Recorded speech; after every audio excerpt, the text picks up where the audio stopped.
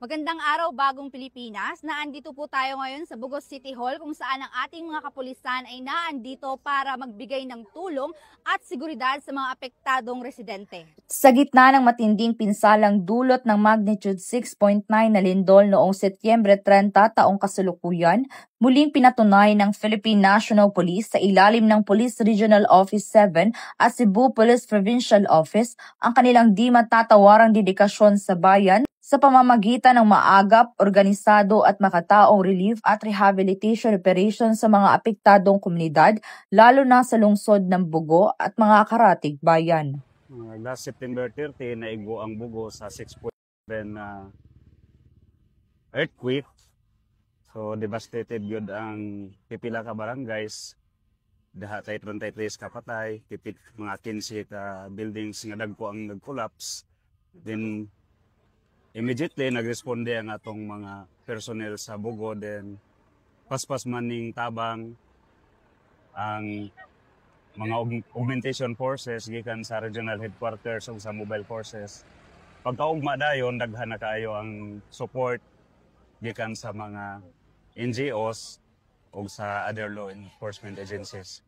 Nahuman na ang retrieval operations after more than one day nga search and rescue, din pagkakaroon rehabilitation na lang o pagtabang sa mga napiktahan. Sa pamumuno ni Police Colonel Abubakar Odang Mangilin Jr., pinangunahan ng CPPO ang agarang pagresponde sa pangangailangan ng mga nasalanta. Kabilang sa mga naging hakbang ang koordinasyon sa DSWD at iba't ibang ahensya para sa maayos na distribusyon ng mga food packs sa mga barangay gaya ng Gairan, Anunang Sur at Malingin. Prioridad sa relief efforts sa mga senior citizens, kabataan, buntis at iba pang kabilang sa vulnerable sectors. Kaagapay ang mga volunteers, local officials at iba pang stakeholders na isakatuparan ng mga aktibidad sa isang sistematikong paraan na may malasakit at respeto sa dignidad ng bawat residente. Pinangunahan din ng kapulisan ang pagtatayo ng tent city sa Bugos City bilang pansamantalang tirahan ng mga nawalan ng bahay.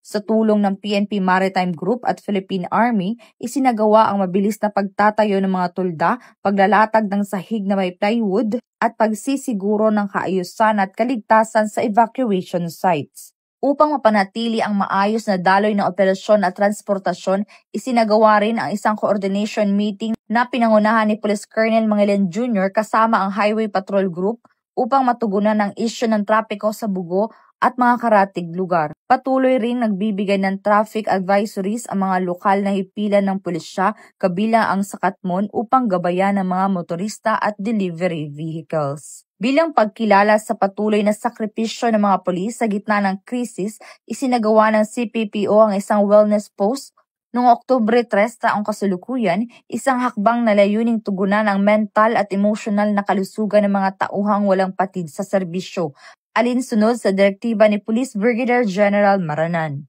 Mula sa paglo-load at unload ng relief goods, pamamahala ng trapiko, pagtatayo ng pansamantalang tirahan, hanggang sa personal na pag-abot ng tulong, pinatunayan ng mga kapulisan ng Cebu na ang serbisyong pampubliko ay hindi lamang tungkulin kundi isang panata ng malasakit, katatagan at pag-asa.